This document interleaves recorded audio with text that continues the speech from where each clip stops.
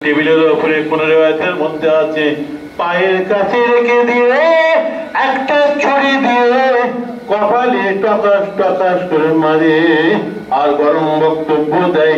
একবার গালে মারে, একবার ঠোঁটের উপরে, দাড়ির উপরে, মুখমণ্ডলের উপরে মারে আর গরম বক্তব্য দেয়।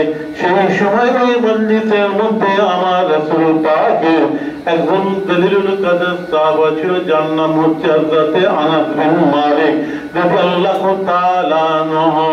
নবীর খানদানের উপরে এইরকম হরকত করছে, বেয়াদবি করছে, আর থাকতে পারলেন না, সঙ্গে সঙ্গে উঠে দাঁড়িয়ে প্রতিবাদ করেছিলেন, বলেছিলেন, হ্যাঁ উবাইদুল্লাহ বিন জিয়াদ, অনেক করেছো, আর সাবধান হয়ে যাও।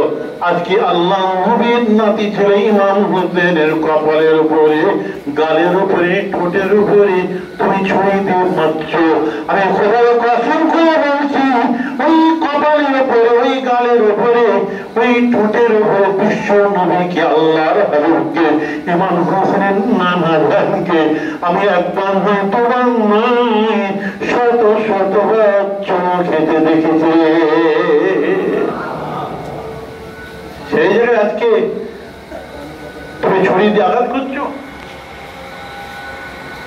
বুঝতে পারছেন না কথা? আজান হচ্ছে।